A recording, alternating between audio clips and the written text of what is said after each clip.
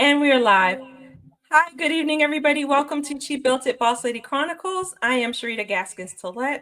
I am your host, and this is the show where we feature the amazing stories of women who are owning their power to transform their lives.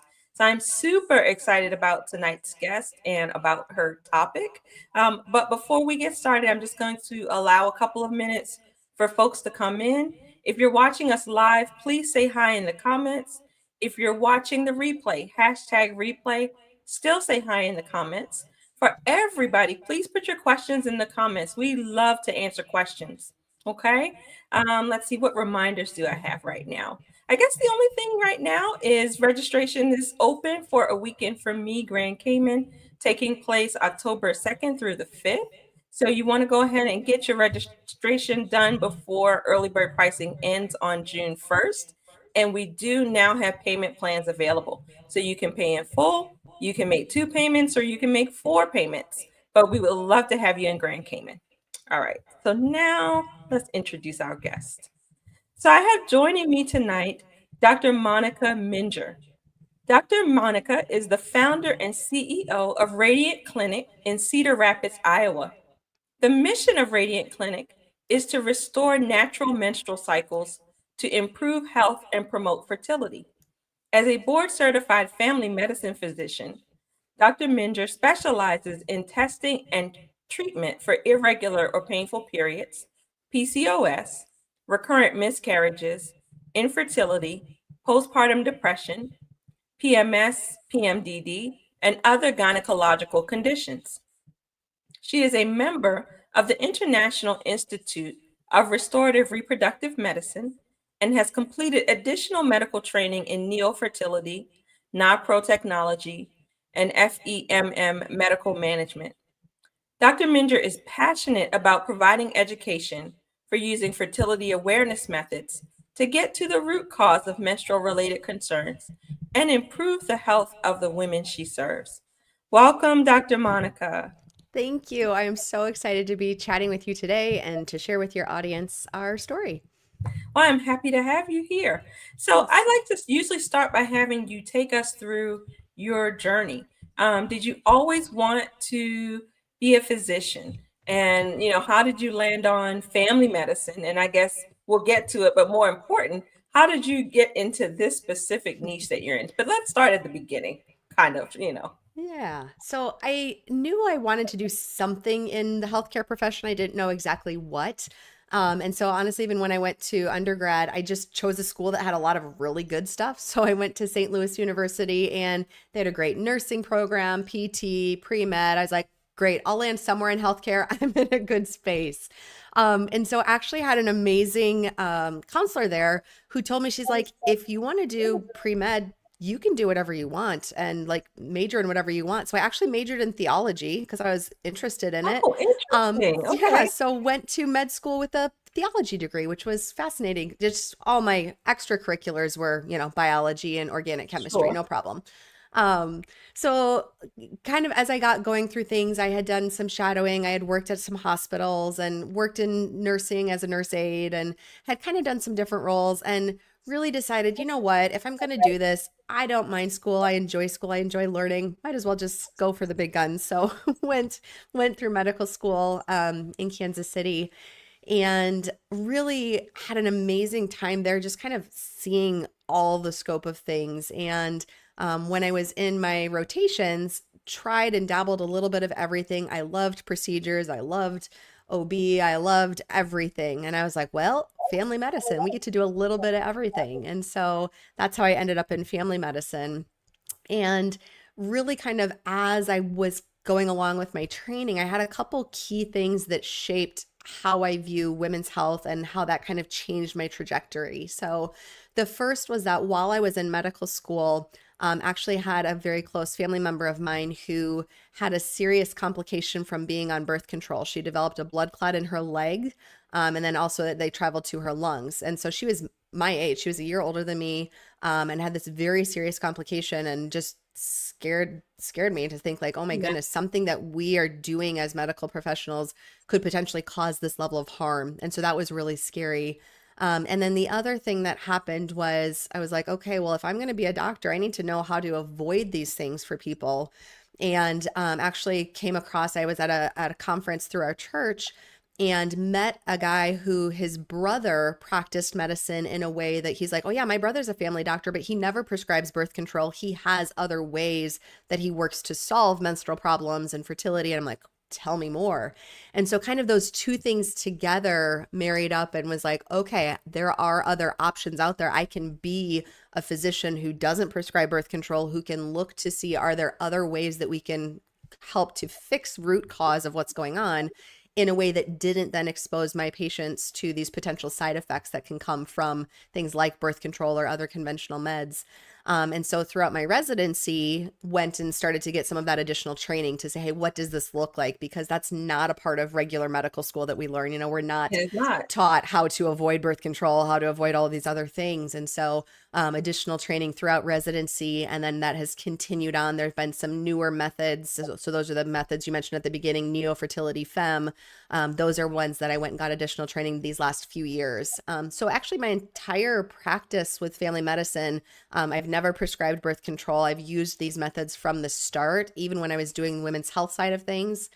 And really a couple years ago is when I made the switch to say, okay, now I'm going to create my own clinic where this is all that I do 24/7 is women's health. So a long journey, but lots of different things along the way that kind of kept pushing towards kind of where I am today. So it's interesting though that you started off wanting to do family because of the variety, Yeah. but yet you settled on women's health in particular. Is that because of the situation with the cousin, or was there something more that compelled you to niche down? Yeah. So actually, I did practice family medicine for the first 10 years of my career. So Okay. so I did do full spectrum family medicine. And really, part of where the change came was I have children at home and I was missing a lot of time from them and just kind of getting to that point of being a little burned out with the clinical medicine, not being able to set my own schedule. And I had always joked with my husband that, like, hey, when I get close to retirement age, like maybe I'll go and I'll do just this women's health thing.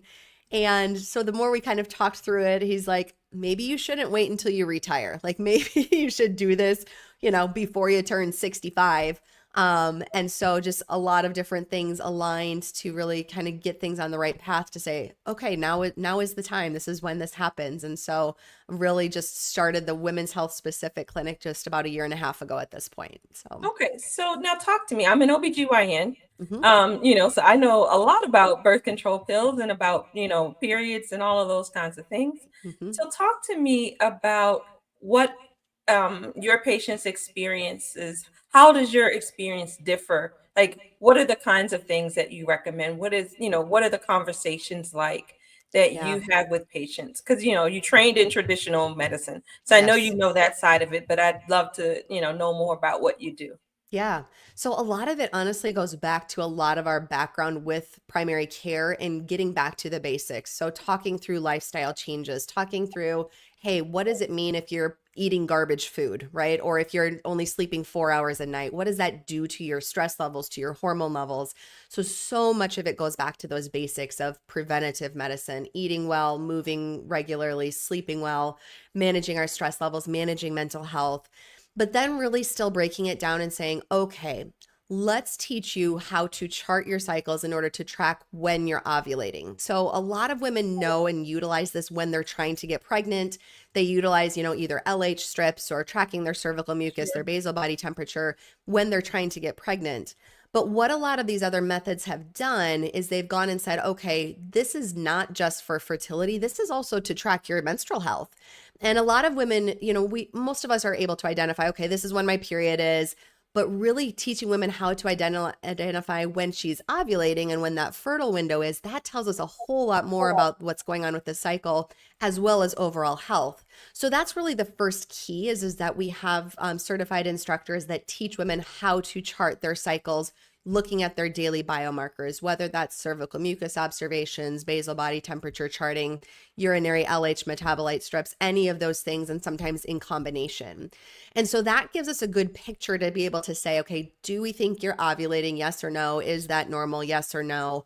And then we're able to identify, okay, when do we need to check labs to evaluate if that's normal? And that's really where that fine tuning comes in, is it's not just the same to check a woman's hormone level any random day. Our hormones Right. change every day at different phases of our cycle. And so knowing and identifying, okay, we're going to check hormone levels here, we're going to check them here, different times of your cycle helps us to see a pattern. And that also helps us to see where might there be dysfunction. A great example I like to use is PCOS. So women with PCOS oftentimes have very irregular cycles, and so they're not able to clearly identify when they're ovulating or when they have a fertile window, or it might be 3 or 4 months between Right. cycles. Right. And so we look to see, first of all, what's the diagnosis? Is it truly PCOS? But then we look to see what are the other factors playing a role with that. So commonly with PCOS, for example, we'll find insulin resistance or blood Mhm. sugar problems. Yes. And oftentimes if we're fixing those things, we're able to then say, okay, we can see an improved ovulation pattern. And so sometimes that's using traditional medications from regular conventional medicine, things like metformin or Ozempic or some of those pieces. Sometimes it's talking through dietary changes, working with a dietitian. Sometimes it's particular supplements that may be beneficial, but really fine tuning it to say, hey, particularly what is your experience? What are you seeing? And working closely with the patient to make sure that we're addressing the components that make up her unique situation with PCOS, because PCOS oftentimes can be very unique for different Yes. women. There's different types of PCOS. There's different even kind of subtypes or flavors within it. Not all women have insulin resistance. A lot of times there's thyroid dysfunction that goes along with it. So just figuring out which pieces need to be managed, and honestly using conventional medicine for a lot of those pieces, using that background from primary care that I have, but then also using traditional medications where we need to, whether that's bioidentical hormones, or if we're working with a client with fertility struggles, we do utilize letrozole, we utilize HCG injections. So using those in a way that works in concert with your body rather than just suppressing it. And that's kind of the general gist of it. Okay. And so tell me, having done it both ways, what what is the level of success? I'm assuming since you opened an entire clinic, I know for sure because I've actually reached out to you myself, on behalf of patients. So I know for sure that there is a market for this because there are lots of Mhm. people who, want to do things in a more holistic, Yes. natural way and not put as many chemicals in their bodies and not use as many medications. And so I'm curious to know what the outcomes are like for you, and now that you're doing this versus doing traditional medicine. Yeah. So I think the biggest thing is empowering women to be able to know what's going on with their bodies and not just feel like my body is broken and that's why I have to take this pill in order to fix something that is, covering up a symptom. And so I think that's the biggest win for people. That's hard to quantify, obviously. Sure. But if we look at situations, for example, PCOS or irregular cycles, or maybe young women that just don't start having cycles regularly, what we find is that not only are we able to correct those underlying menstrual symptoms, but we're also improving long-term health outcomes. So if we're treating somebody and we find or determine, hey, you've got a thyroid dysfunction, thyroid is something that pervades all areas of your health. And Yes. so if we don't have that fixed and under control, we can have longer term problems as far as osteoporosis and memory loss and some of these other things.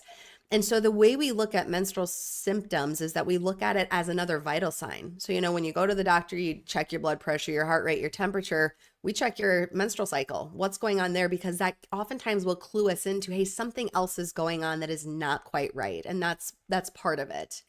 The other side of things, like I said, we manage a lot with infertility. And so whether that's people that have either tried and failed IVF or IUI, or maybe it's somebody who has decided, hey, I don't want to go through that either for, personal, religious reasons, financial reasons. When we look at what we're doing as far as fixing those underlying root cause problems, our overall success rate with pregnancy is about 70%. And that's Okay. for all ages, that's for all kind of across the board. If you compare that to something like IVF, nationwide average right now is running about 60% success rates for IVF per woman. And that's not per cycle, that's overall, like throughout the Sure. course of a year. And so we look at that and we say, okay, our success rates for pregnancy are better. Our women are typically much healthier in the process because we're fixing those underlying problems from the start. and we do it for a fraction of the cost. We're more focused on that doctor-patient relationship, spending a lot of time in education rather than on high stakes, high expense procedures. Now, certainly there are certain cases where people may decide, hey, that's the only thing that works for me for XYZ. I'm not Sure. here to say I'm against IVF, but for people that are like, hey, this is something I'd like to consider and I need to know, is it legit? Absolutely. We have Right. tons of success stories.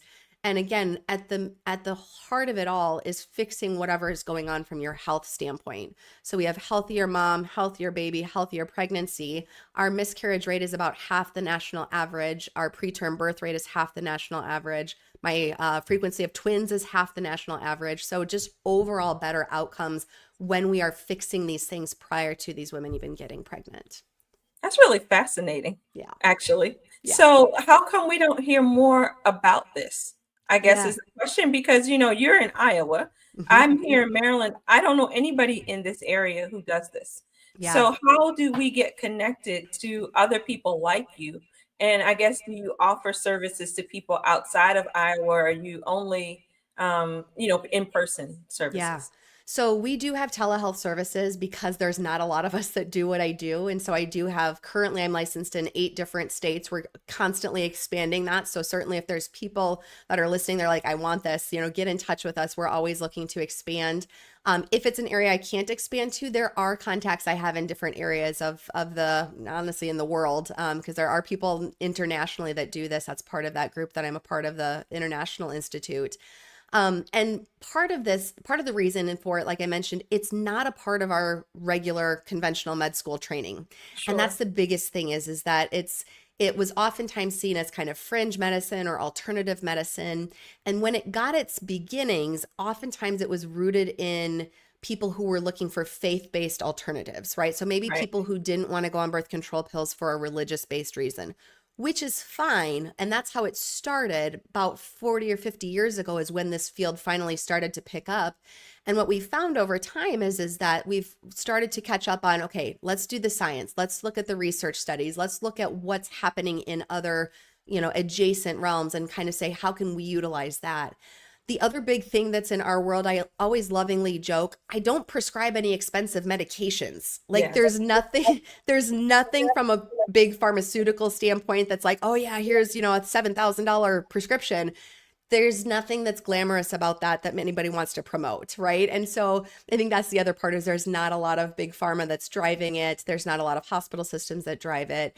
And so certainly within pockets, it's more familiar than others, but it's kind of this additional training that's required. They're working on, internationally trying to make it more recognized. We're looking at what does it take to have potentially even a fellowship for restorative reproductive medicine.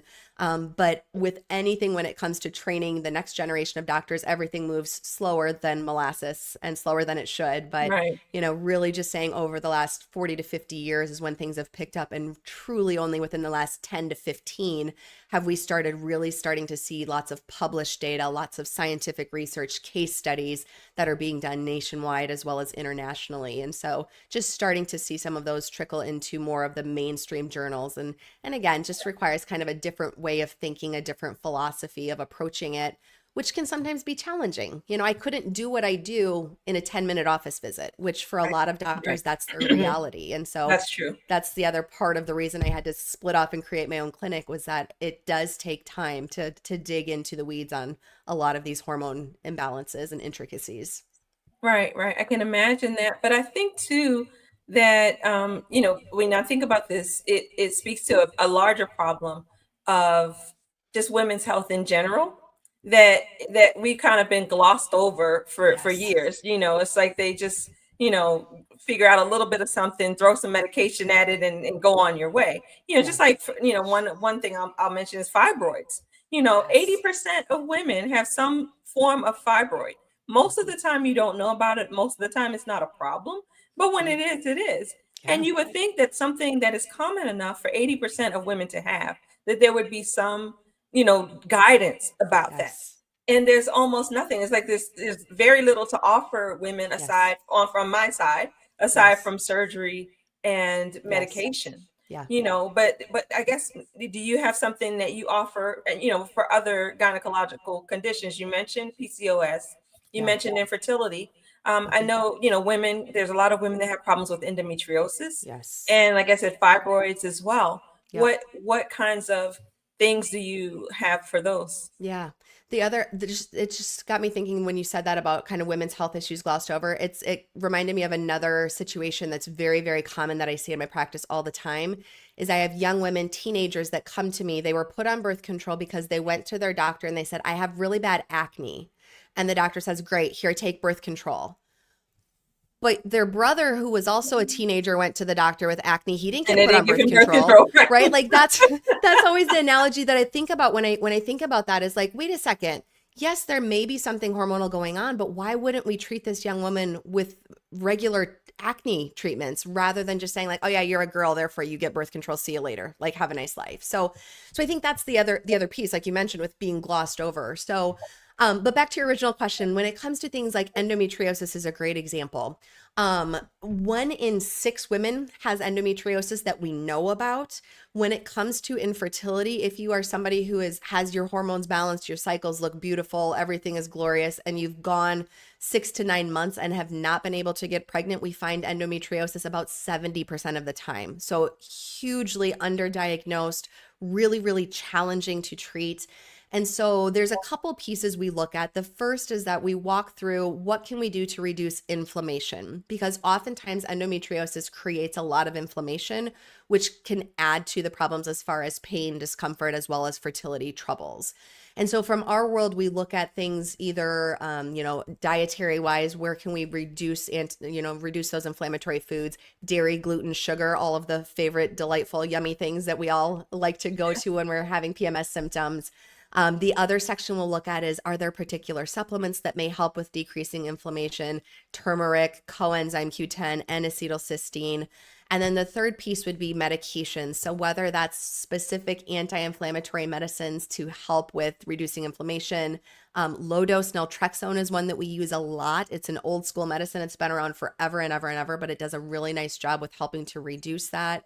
And then the other would be is we oftentimes will find a hormone imbalance when it comes to endometriosis. And so in general, estrogen dominance is very common. And so oftentimes that means if we help to boost progesterone levels, sometimes symptoms will improve.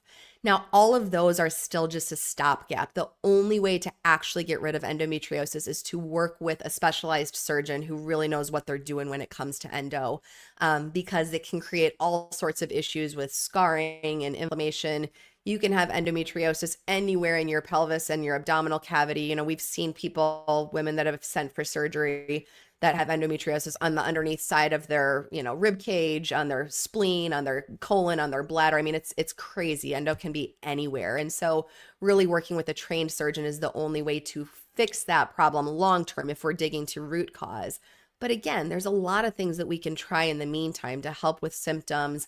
And in my world, that often means we're treating symptoms while we're awaiting them to get in to see a Right. surgeon, because, ultimately for complete resolution, surgery is the only thing to get rid of endometriosis. But again, it makes all the difference in the world working with a good qualified surgeon who's able to manage that appropriately. Yeah, I can imagine that. And then just I think too, the method that you're using, you mentioned about it being empowering. And I think, a lot of women seek to understand what's going on with their bodies. They're looking for an explanation. And Mhm. often we don't have one. Okay, this Mhm. is just the way it is, this is the way you were born, Yeah. whatever. But that's Mhm. not necessarily the case.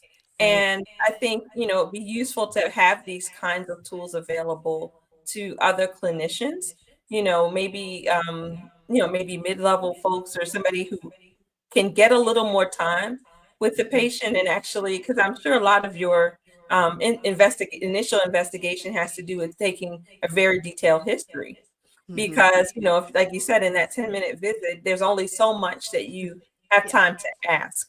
And Right. so, if you have a longer span of time, then I'm sure you can get into the details and, Yes. it'd be just that one little thing that you hear that makes you go, aha, Mhm. I know what Mhm. this is. But if you don't have Yes. time to get to that one aha moment, Right. then then you don't have enough time and you're not going to Yeah. be able to get to that. Yeah. So tell me about your practice. How many people work with you? And then what's the format like? How do people find you, get in touch with you? How long do they work with you? Yeah. Make sense of that. So, yeah. So currently we have, I part of my adjusting of my practice was is that I wanted to have more hours, more time with my family. And so our clinic hours, we typically see people about 25 hours throughout the week. And so I have three part-time staff that work with me. I have a registered nurse. I have her title is technically a receptionist, but she like does all the things. She's runs the world. And then we have a certified lab technician. And so the three of them work in the office with me. And then I also have this huge, amazing community of 12 additional women who are independent consultants. And those are the people who do the charting education, dietitian, health coaching, hormone coaching.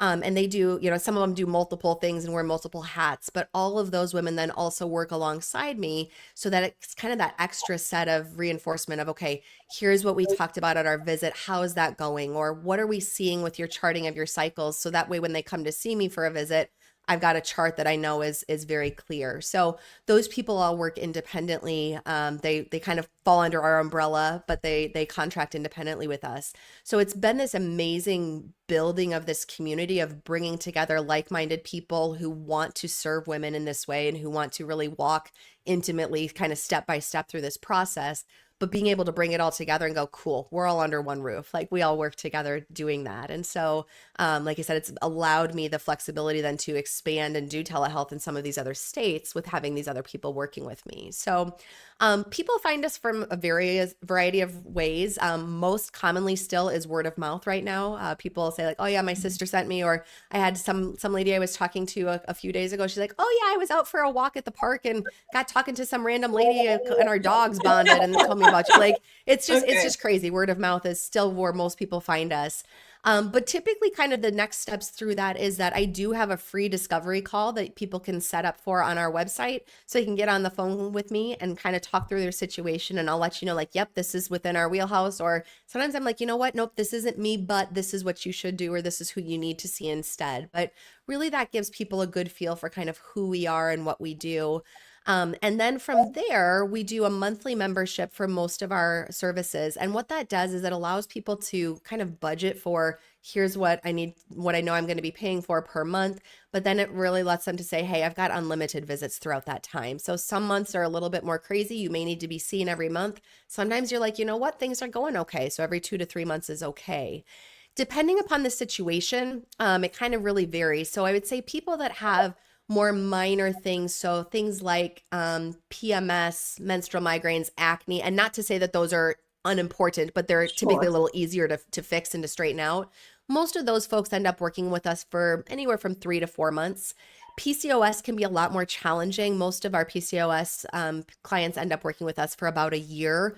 And then fertility clients, they work with us anywhere from 6 months to a year and a half, obviously until they get pregnant. Okay. But on average, when they start seeing us until the time that they actually get pregnant, our average runs right around 8 or 9 months. So most fertility clients are following then. And then we do also follow some clients throughout pregnancy. So for people that have had recurrent miscarriage or pregnancy loss, or maybe they had a really hard time getting pregnant in the first place and we needed to adjust a lot from a hormone standpoint or a thyroid standpoint, we continue to follow along and consult throughout their pregnancy. So it really kind of varies depending upon their needs. But again, it's individualized depending upon how much and how long you need those services. But by rolling it into that monthly membership, then you just know, hey, this is that per month, my problem solved. And so the other nice thing is anything we do from a lab standpoint or ultrasounds, we can run all of that through insurance, prescription strength medications. And then we do actually do some ultrasound at our clinic. So for all of our early pregnancies, we do ultrasound scanning for there. When we're working with our clients for fertility, we do follicle ultrasound tracking at our clinic. So some of those pieces we're able to kind of overlap and include, and that's bundled into packages a little bit differently than the monthly. But for most of our clients are on a monthly package plan, and that helps them to get their questions answered kind of over the course of their time working with us. Okay. And now correct me if I'm wrong, but it sounds like what I'm hearing is once you're able to fix people, if they maintain what you told them, then they're fixed. Yeah. And it kind of depends on what the issue is, right? So something like PCOS doesn't just go away, right? So Right, generally right. you have to keep on those things. And it kind of depends on what it is. So sometimes we're able to say, "Hey, we get you on medications. Things are looking a whole lot better." And after a year, we always will try and say at some point, "Let's try and stop the meds. Let's see what happens." Sometimes things sustain because we were able to make the other lifestyle changes. Sometimes things don't go so well, we go downhill and we're like, you know what, maybe you're better off to just stay on that medication for longer term. And that's totally reasonable. But my philosophy always when I go into it is let's fix everything as quickly as we can because that helps your body to know, like, hey, this is what normal is. So oftentimes that's going to be kind of full court press, lifestyle changes, supplements, prescriptions. And then as we get going with time and we're saying, like, hey, we've made some great gains with lifestyle changes. We see, maybe your weight is down, your sleep is better, stress levels are better. Great. Let's see what happens. Can we back off on some of these prescriptions and supplements and see, are the lifestyle changes enough to now sustain those positive changes that we've seen? So it kind of depends on, every person is different. Obviously, life Sure. can happen in the midst of Yeah. everything. And for people that are trying to get pregnant or, figure out recurrent miscarriages, those have a more finite, situation that we're dealing with. But for things that are longer term, PCOS, PMS, oftentimes we say, hey, we're able to get to a point of where things are very stable, oftentimes on minimal medications, minimal supplements, and definitely with way less side effects than what sometimes people were dealing with when they came to us either on birth control or IUDs or whatever the case may be. Okay. So my question is this. So I mean, it sounds like I said, this sounds amazing and like it's a great resource for women just in their overall health. So, not just to treat their period, but it sounds like so many other things improve as a result. Yeah. And so I guess I'm wondering what is your goal longer term? Do you plan just to do your clinic and your telehealth, or do you have bigger dreams of training up a new generation of Oh, my dreams are huge. okay, tell me Huge. about these huge dreams. So Go I ahead. am incredibly passionate about education. And even when I was in just my regular family medicine role, I loved, loved, loved having students, residents come and hang out with me. And so I've continued that into my new practice. And so I'm always planting seeds. There's a medical school that's about a half hour away from me. I'm down there at least once or twice a year, talking to their students, getting their residents to come and shadow. And so part of it, as you mentioned earlier, was why don't we hear about this more, right? So my mission with that is twofold. The first is myself get more loud, get out there as far as educating people about that this exists, that this is a viable option, that this is good medicine. This is not some voodoo stuff that I'm just pulling out of my hat from the backyard, right? Like this is actually science-based medicine, is working on training that next generation. And so there's actually a fantastic organization. It's called Facts About Fertility, FACTS, Facts About Fertility, and they are all about training the next generation. So their focus is on training specifically med students, residents, and any doctors or that want to learn this stuff.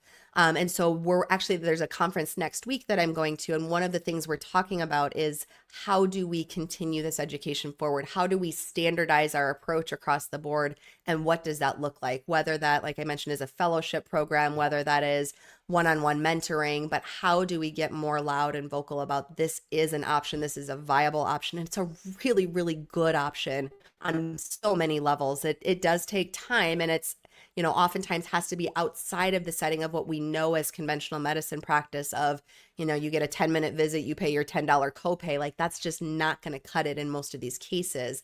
And so how do we find ways to make that work, to make that not only financially viable for physicians that want to practice this way, but also to make it something that works for patients. Right. Because it can be cost prohibitive for patients to say, hey, I have to pay out of pocket, or I know I want to have that level of service, but I also can't afford that level of service, because of the time and money spent. And so really looking to say, how do we unite as a whole group? I can't solve it all myself, but man, there's some really smart people that are on that team with me that are hopefully going to be looking at how do we continue to spread this. But yes, big dreams to continue to spread it. So I'm really glad I didn't start when I was 65. I'd be probably way too tired by Yes. then to to say, hey, let's start educating people now. No, no, no. We're planting seeds already now.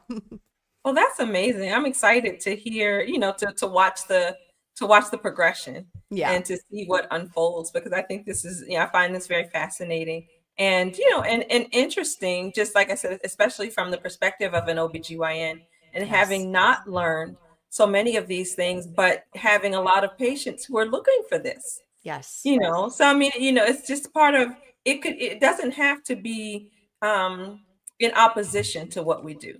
Absolutely. It can be, I look at it as being something that we can use alongside the traditional medicine. It's another Yes. option, but it's Absolutely. part of being having an informed, making shared decision making and having an informed decision about Yes. all of your different options Yes. that are available. Because I think a lot, like again, a lot of people are looking for less invasive, Hmm. you know, medication, without medication and other things, a more natural way Yeah. of doing things. Yeah. Well, So, and sometimes the traditional fixes don't work for everything. So a great example, PCOS. Many women, when they get diagnosed with PCOS, they're told birth control is your only option. Well, then they ask the question, well, what happens when I want to get pregnant? And then a lot of times they're like, I don't know. Like we'll figure that out when that happens, right? Or like, okay, well at that point then IVF is your only option. Like that it doesn't have to be that way, right? And I think that's part of it is that when we look at women's health and we say the only option is to put people on birth control and that's going to fix everything, that's, you've got a hammer and everything looks like a nail, right? Like it's not right. the everything it be. There is medicine where there is one thing that's supposed to fix everything that deals with a certain area. And so I think that's where it really personalized is how do we make it such that it is an option for women that either affects or thing or are just saying I would like. Okay, I think my signal is doing something. I hope okay, it looks like maybe I'm back.